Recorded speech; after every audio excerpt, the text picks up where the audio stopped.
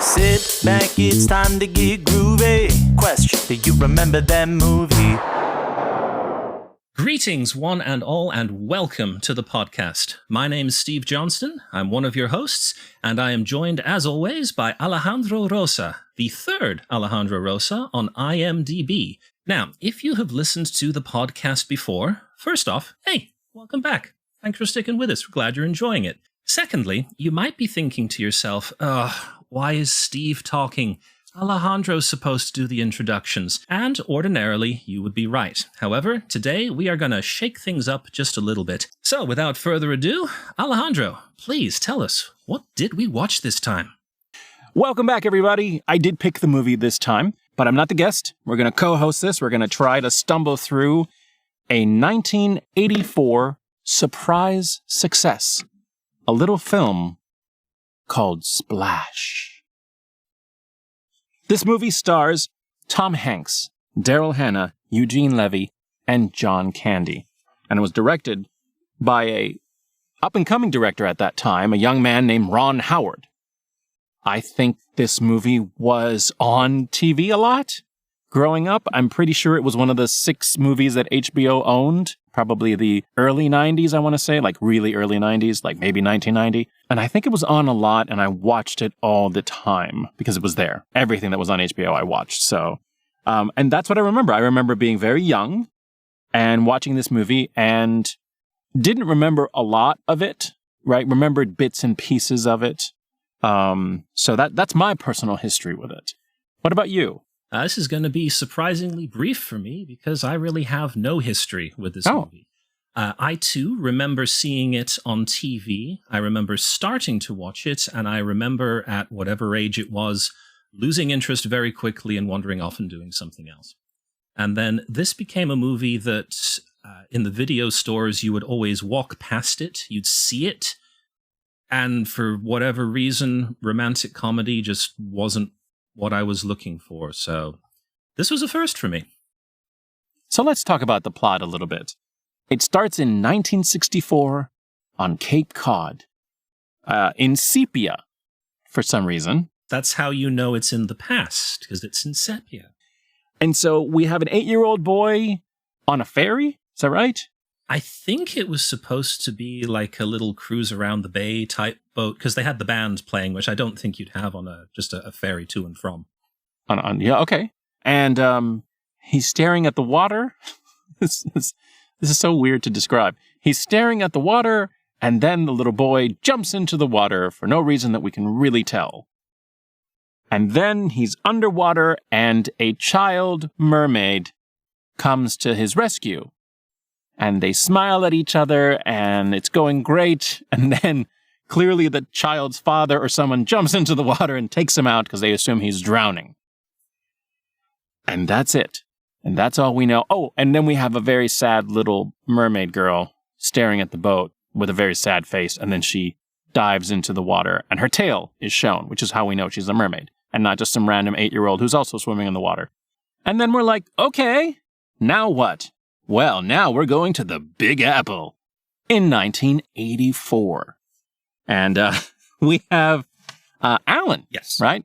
Alan Bauer, who owns a wholesale fruit and produce. He owns a wholesale produce company. Thank you. We eventually will meet Alan, and we'll meet his brother, Freddie, played by the amazing John Candy, who is his older brother, who comes in a red Trans Am, which was such an awesome 1980s thing to do. And I think in his very first scene, he is so excited because his letter got published in Penthouse magazine. On the other side of that, we have, of course, Daryl Hannah, who is going to play our mermaid, our adult mermaid. We will eventually learn that Alan is, of course, the 8-year-old boy. He starts the movie on a phone call with his girlfriend, who breaks up with him, which has, I think, one of my favorite lines in the film. Maybe not my favorite. There's a lot of comedy in this movie. It's almost to the point that sometimes it's like, wait, what kind of movie are we making? Because it's a romantic comedy, I guess, but sometimes it goes very comedy and then it switches and goes very romantic, and then it gets a little dramatic, and then we're back to comedy. I don't know. What did you think about that? Did you feel the same way? Did it feel like it was jumping around? Yeah. For me, the first half to 2/3 of the movie was very nice romantic comedy. And then I think the last third act, it takes a hard turn into almost action movie once you get the government involved. Yeah. And yes, we'll get to that. That's a little ways down the road just yet. Yeah, so he's talking to Freddie, and he says, yeah, she broke up with me, and you want to know why? Because I didn't love her. And Freddie goes, that bitch. And so he's having a crisis moment. They go out drinking. He gets very wasted. He's whining. He's drunk. And he goes, I'm on the bar. Because he's laying across the entire bar with his head in a bowl of pretzels. It's so wonderful and so like classic Tom Hanks. Anyway, he has a kind of like, I'm unhappy. I don't know where to go. The last time I remember being happy was in Cape Cod. And so he goes to Cape Cod. He just gets in a cab and pays the cab driver however much money to drive him to Cape Cod. And he ends up, the morning rises and he's on a beach. And somehow ends up on the wrong side of the beach. I remember that. Remember he says he's on the wrong side of the island or whatever? Yes. He's on the wrong side of the bay. He needs to get to the island. And so he seeks out trying to hire a boat to take him across. That's right. And we meet, briefly, Eugene Levy's character, Dr. Walter Kornbluth, who is there doing, we don't know. He's with two people and they're carrying equipment on a boat. Eventually, he finds a person to drive him across the bay. And in the process, the motor dies. The gentleman who was in charge of the boat says, don't worry, I'll go get my other boat, and jumps in the water and just starts swimming away. We learn that Alan doesn't know how to swim, and in the process, falls into the water, bumps his head, and lo and behold, a mermaid comes and saves him. And he drops his wallet. Fast forward, he gets back to New York, mermaid finds the wallet, she gets the wallet, reads his address, because mermaids can read, and then goes to a shipwreck, pulls out some old maps, and finds Alan, sort of, by walking onto the Statue of Liberty where they're giving a tour, and she gets out of the water and is completely naked. Daryl Hannah. When the full Hannah. Well, I wouldn't say the full Hannah. All we see is full Backle. They get together. A love ensues. He doesn't know that she's a mermaid.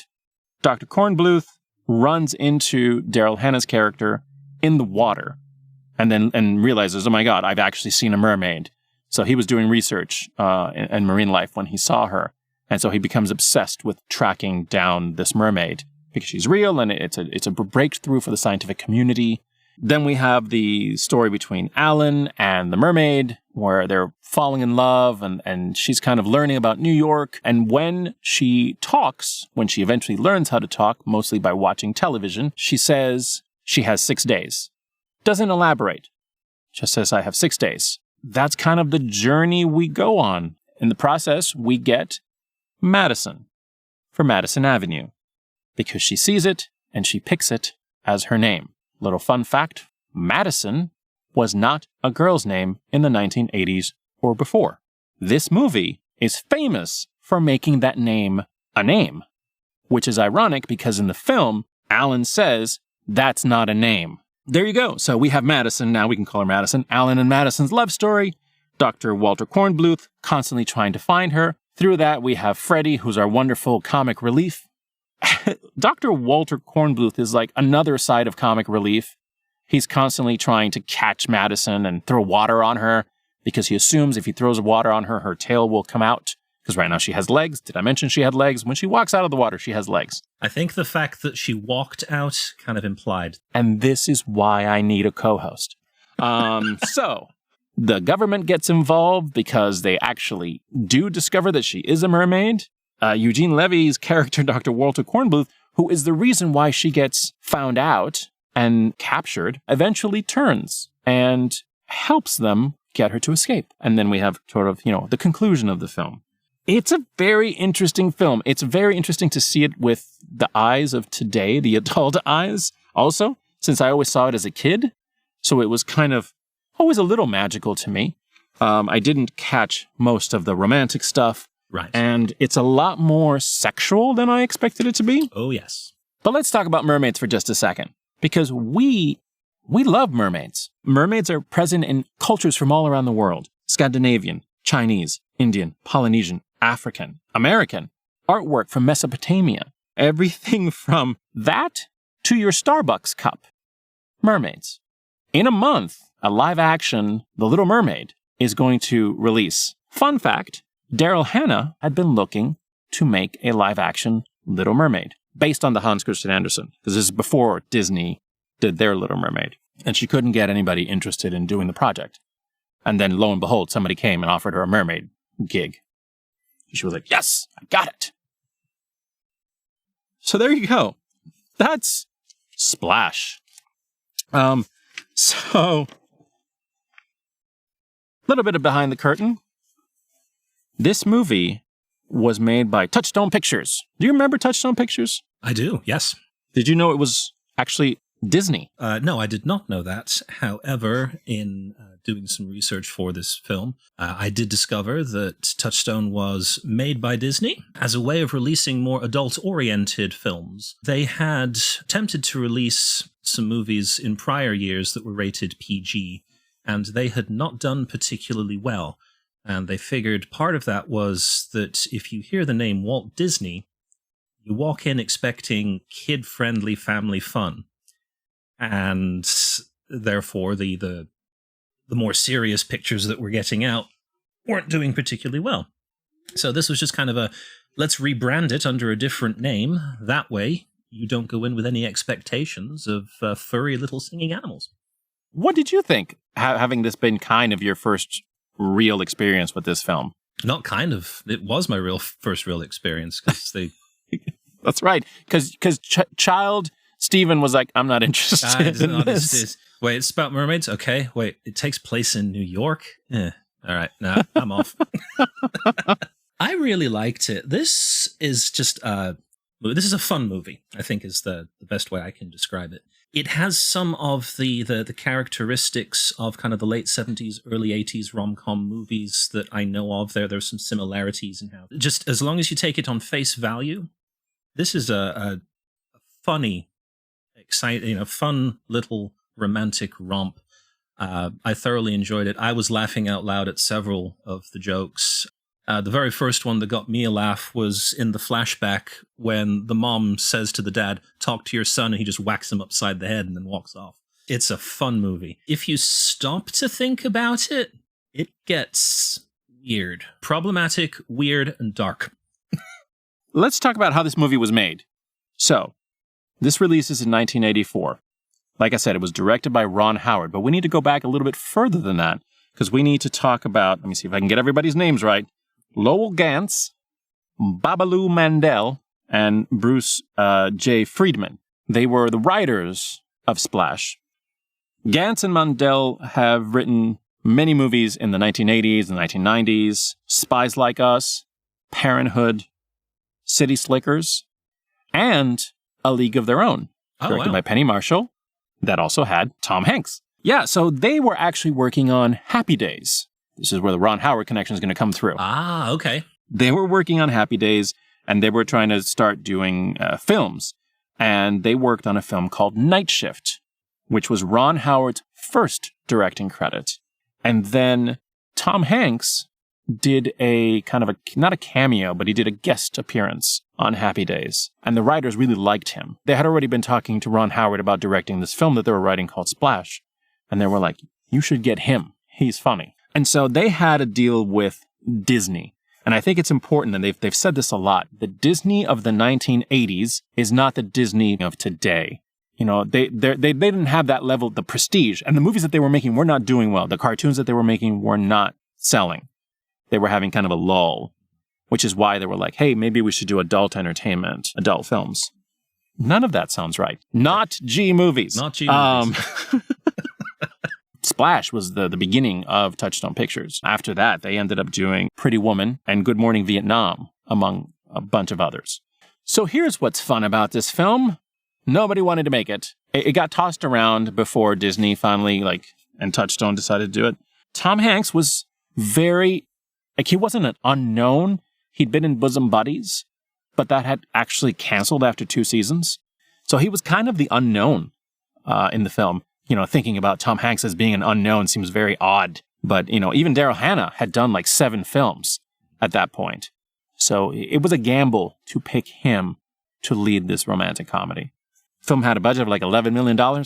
It was considered the kind of surprise hit of 1984. It was the 10th highest grossing film of that year. It ended up making $69, almost $70 million in the box office. Shot Tom Hanks into stardom where he still lives. So that's kind of the backstory on Splash. The only thing I would add is I believe John Candy originally wanted to play the role of Walter Kornbluth. Ron Howard said, no, I think you would do better as the brother Freddie. At which point John Candy said, oh, then there's this guy that you should get to play Kornbluth. His name is Eugene Levy, and actually was instrumental in getting him that role. They're both Canadian, both sons of Canada. Actually, I watched Josh Gad during the pandemic did a series of videos where he reunited casts. Oh, yes. Via Zoom. He did it with Splash. Oh, awesome. And it was very cute because for those of you who don't know, John Candy and Eugene Levy were dear friends. And in the video, it was very cute because they mentioned, of course, that John Candy couldn't be with them. And Eugene Levy pointed to a picture right above his shoulder. Oh, and he said, he's right here. Awesome. It was very sweet. Very, very sweet. So yeah, this film did not get filmed in Cape Cod. How fun is that? No. Because they didn't have money. Disney didn't have the kind of money to go rent Cape Cod, so they had to go to the Bahamas. Which eagle-eyed viewers would have picked up from the moments that you jump under the water of Cape Cod and are suddenly presented with tropical fishes and reefs. It's nope. Nope. Folks, I need to shut up. I need to let Steven talk about the underwater scenes, because I love them, but Steven is an underwater guy. That's his jam. So, Steven, as an underwater enthusiast, tell us about what you thought about the underwater scenes. Take into account, folks, this is 1984. Everything was filmed truly underwater. The entire cast had to learn to scuba dive, including Ron Howard. He's down there with a freaking camera and everybody else. And he's trying to direct underwater using gestures. What did you think about the underwater photography or cinematography? It was very pretty. It was obvious that they were not off the shores of New York once you got to the underwater sequences. Far too many colorful reefs and brightly colored fishes. Absolutely gorgeous. And absolutely what you think of when you think of underwater. If you're just a moviegoer, this is kind of what you would expect, I would assume. You would think that this underwater stuff, given that it was 1984, etc., would look dated, would not look as good. And I think the biggest surprise to me was that every shot that was underwater looked exceptional. Yes. You can tell that it's older footage, but just because of, I'm assuming, just the camera technology at the time. Well, it was film. Right. Fascinating that you can get film underwater. I particularly enjoyed, and I know that I don't think this was done down in the Bahamas. This might have been on an underwater soundstage, but the shipwreck scene in which Daryl Hannah swims in through the window, pulls out the ancient map showing where New York is, and then swims off. That just smacked of a scene that Disney would do a few years later in The Little Mermaid, where Ariel ends up swimming into a shipwreck and does some looking around. So I couldn't help but draw parallels between the two there. The only other thing that I can kind of add on this end is something that I would notice, and maybe a handful of other people who might listen to the podcast might notice. When Eugene Levy's character is on the boat, his scuba tank's the wrong way around. It's supposed to be upside down, but that's just me. I wouldn't expect anyone else to notice that. That's a great one. Well done. Live and learn, people. We're watching. And some of us know. Some of us know. Not me. Sorry, it's like you want to talk about the underwater footage, and I'm here going, yeah, his scuba tank's the wrong way around, man. That's perfect, you wouldn't though. wear it like that. Yeah. Not with that dive gear. That's ridiculous. Something I thought was really interesting, the tail was designed by a famous makeup artist. Yes, Robert Short.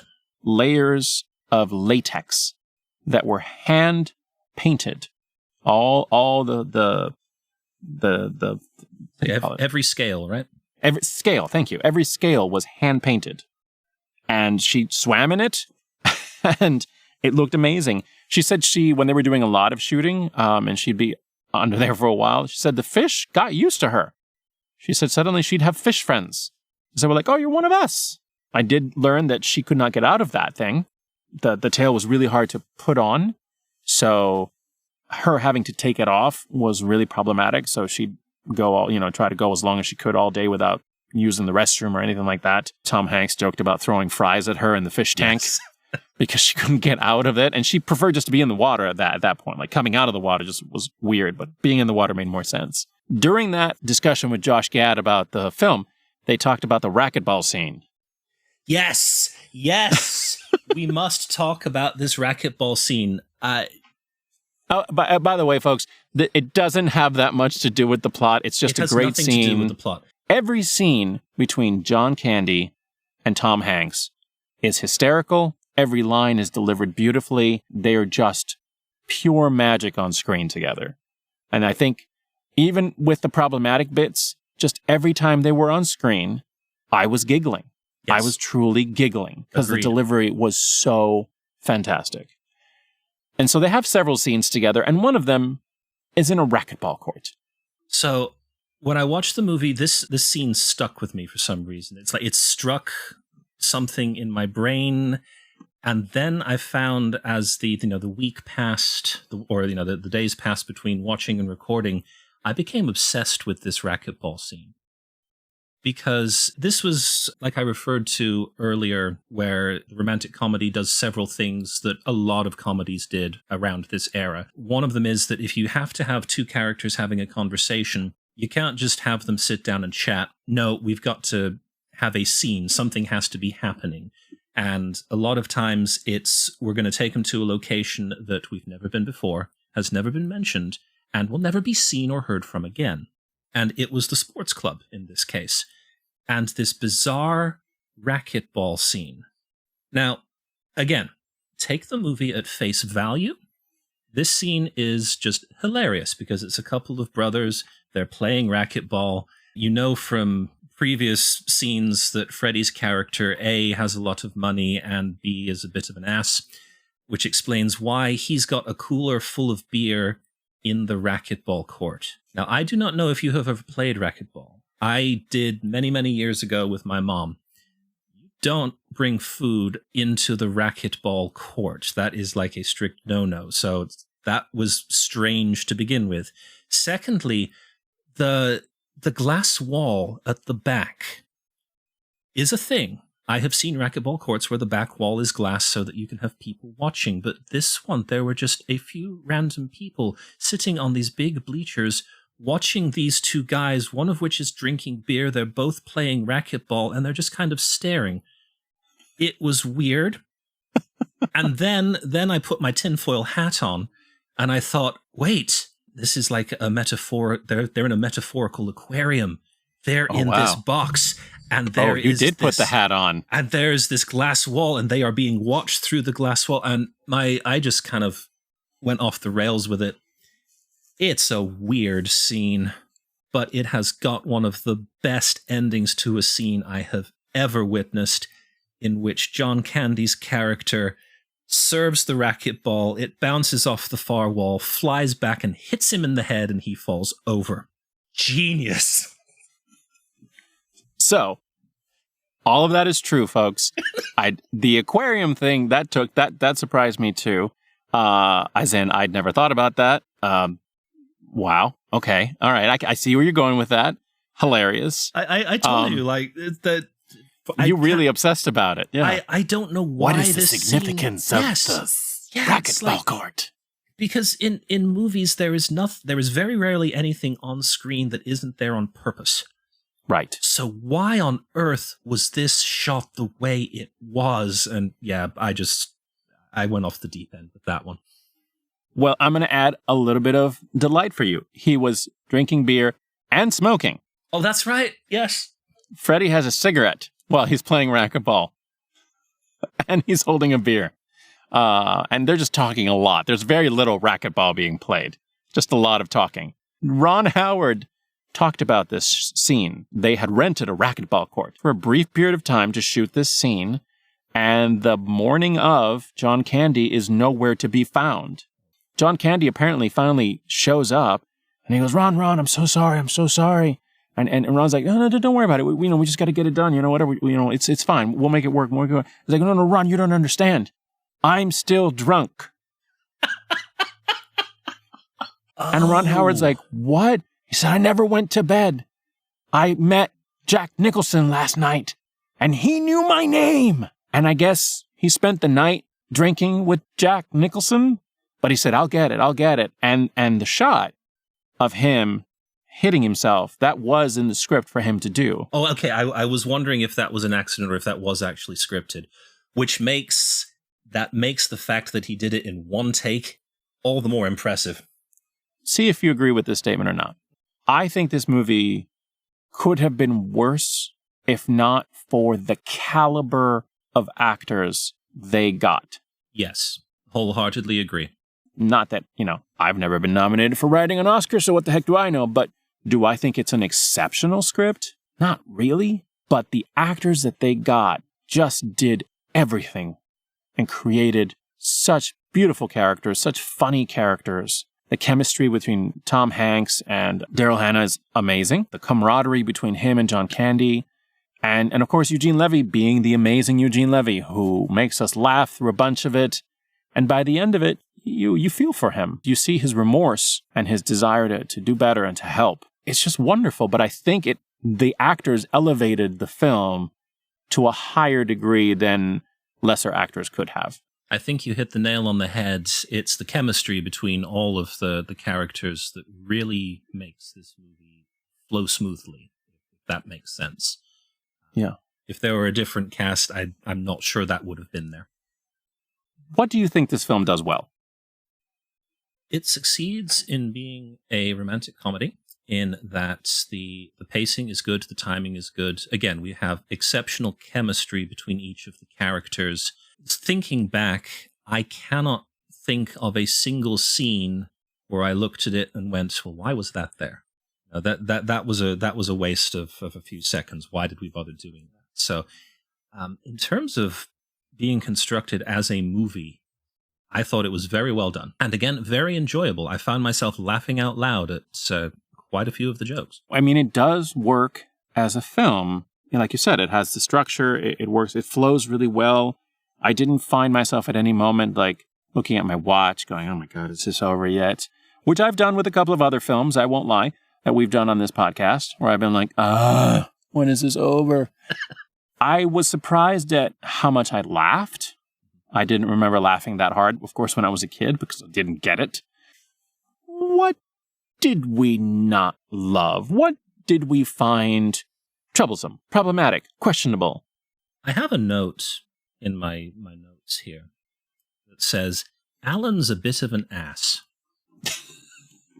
And it was for the scene in which he proposes to Madison, and she says no, and before she can explain exactly why she's saying no, he gets all huffy and storms off. That got me to thinking, like, okay, this is kind of what we saw with his character at the very beginning of the movie, where, oh, yeah, his girlfriend dumped him because he's emotionally distant.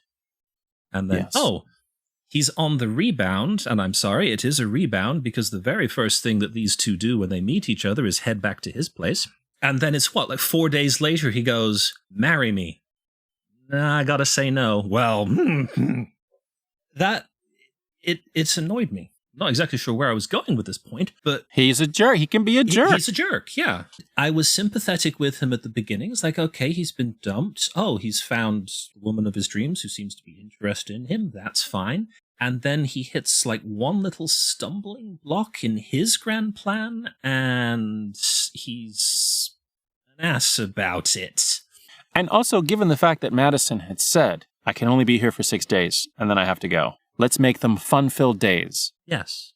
There's only like 2 times that they do that. When they have that moment of strife. And then, of course, when we have the great reveal that she's a mermaid, which has the hilarious line, "Behold the mermaid," by Eugene Levy, after he douses her in water at the presidential dinner that somehow they all have access to, even though everyone would have had to have gone through background checks or something. But, you know, Madison doesn't even exist. She doesn't even have a social security number. But sure, she can be in This was 1984. It was a different time back then. But yeah, so, you know, he douses her and her tail comes out. And then he freezes. Like, that scene bothered me. Because it's not just, hey, she's a mermaid. It's that she's calling out to him to help her while people are taking photographs of her and there's a crowd. And he just stands there. Daryl Hannah is acting the absolute crap out of that moment. And so is Tom Hanks. Because of that, which is why it's so effective. And it ticked me off so much. Because I was like, you're not even going to try to jump in there? Cover her, help her, do something. 2 scenes ago, you were madly in love and wanted to marry her, and now it's like, oh, there's a fishtail involved? Well, I've got to rethink this then. What do you think about this? Well, one of my problematic things about this film is the character of Madison. Okay. And by that, I mean the way the character is written. I don't mean to pull the sexism card, but I will have to pull it from the deck for this particular film because women can be represented, or characters can be represented through the male gaze. Yes. And Madison's character very much feels written by 3 men. She is a mermaid, right? Stunningly beautiful mermaid. Yep. Her very first scene out of water, she's naked. Yep. Which is also a very problematic scene, by the way, because people like run over to take pictures with her. Oh, yeah. I'd forgotten that. Then when Alan sees her again, she's wearing a t-shirt and immediately begins to make out with him. And then tries to make out with him again. And then they can't stop being together. This gorgeous woman wants to do nothing but have sex with me. And I don't even know her name. Oh, that's right. She doesn't even speak at that point, isn't it? A point we haven't brought up yet, right? She doesn't know how to speak. But she's throwing herself at me, therefore, I'm in. All good. Don't know who you are, wow. Don't know where you're from, but you're kind of into me, and I guess that's okay. The character ends up learning how to speak by watching television. There's a hint of infantilizing her in the film at times, where Alan almost treats her like a child. And the more she learns to speak, the better that gets, thankfully. Unfortunately, you know, we get a big scene where she goes to Bloomingdale's because she watched commercials about it. I'm sure it was great for the time, but it rubs me in the wrong sexist kind of way. Like, really? That's what we're going to do. This person who's from another entire other culture, she's going to go shopping. And honestly, I felt like we didn't know enough. There was more to her. There was not enough story. Once she learned how to talk, you would have hoped we would have learned more. In the final scene in the film, you see her and Alan swimming towards what is clearly an underwater civilization. Yes. That is the end of the film. They're going to her home. So you're saying she's from an entire different civilization, and we just did not care about that. Why does she only get 6 days? She can talk. She can express. She can communicate. I know it has to do with the moon, but you know what I mean? Like, the lack of depth of the character was kind of frustrating for me. Mm. What do you think? I can agree with that. I hadn't thought about it in that particular light until you just mentioned right now, but yeah. We learn more about Eugene Levy's character than we do about Madison. That's true, we do, don't we? We get a little bit of his backstory and everything. Yeah. And we don't learn about Madison the person. First half of the movie, gorgeous woman who can't talk, who does nothing but want to have sex with Tom Hanks. Right. And then she learns to talk, and we still don't end up knowing that much. No. And then she ends up in a tank and doesn't even talk for a while. So again, it's all the guys doing everything in the film. Again, nothing against what Daryl Hannah did. I actually think Daryl Hannah did the absolute best she could with what little she was given. She had to fill in a lot of blanks. The original drafts of this film was about Madison. It was actually about a mermaid who went to New York and like her experiencing life. Okay. And nobody wanted that movie. And then they said, well, what if it's a love story? And the mermaid finds a fella. And that got greenlit. So do you think that if there had been a bit more background presented of her character and her motivations so that we, the audience, knew what was going on, you could have the same series of events play out for Tom Hanks that we saw? Would that shift your thinking on that? Because maybe there is part of me that goes, okay, I see exactly what you're saying, and I do agree with you. But just as a quick counterpoint, sure. What you have is, you could almost say, oh, this is a female character who knows exactly what she wants, and she's going to go and get it. Now, that happens to be Sex with Tom Hanks. Fantastic, whatever. Yeah. But so he's a dreamboat. Right. Yes. No, and I can see that, sure. But we, as the audience, are not told right enough.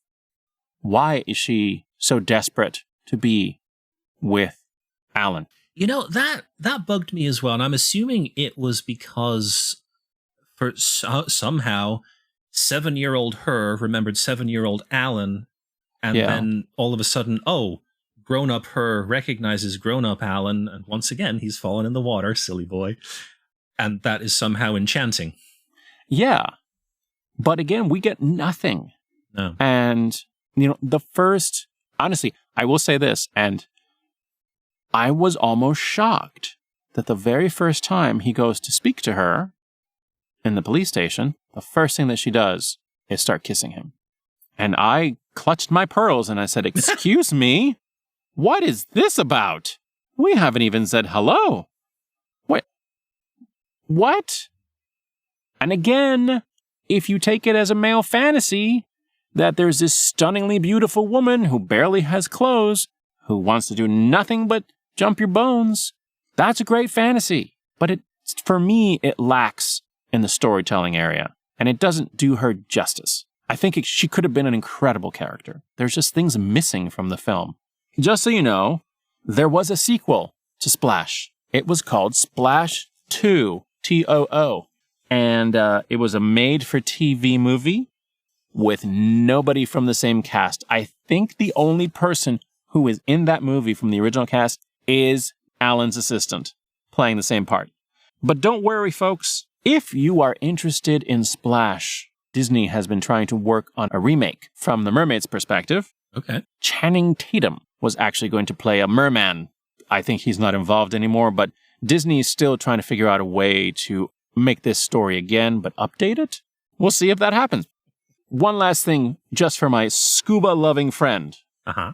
They filmed those scenes on the beach in Gorda Cay. Gorda Cay is no longer called Gorda Cay. It's called Castaway Cay, and it is owned by the Walt Disney Company. Well, to be fair, they signed a 99-year lease on this little sliver of land in the Bahamas so that their boats can dock there, and they have it all developed. There's all kinds of things you can do, and it has about 140 permanent residents who are employees of Disney Cruise Lines. So if you want to go to the Great Beach where Alan met Madison the second time, you can sign up for Disney Cruise Line. Not sponsored, but we wouldn't say no. Final thoughts. Does this movie hold up? Ooh, that's a tricky one. Does this movie hold up? I'm going to go back to the comment that I said earlier, and that is that if you do not think about it too hard, it does well. If you start thinking about it and digging into the characters and sort of some of the events that play out, then maybe not so much. But again, kind of enjoy it as a fun, romantic romp. Don't read too much into it beyond that. I would say I don't think it does. I think there's too many issues with it. However, giving my big objections that I've already given, I was still able to enjoy what the film was doing. I enjoyed the comedy, the acting. There was a lot in the film that I really did like, despite my objections. If you've seen it before, highly recommend you watch it again. There's some really great performances. Any opportunity to watch John Candy perform is worth it. Just know going into it that you're going to have problems with some of it. And some of it hasn't aged well. And some of it's just so wonderfully 80s that it's okay. That is our take on Splash. Ron Howard, if you disagree, feel free to email us.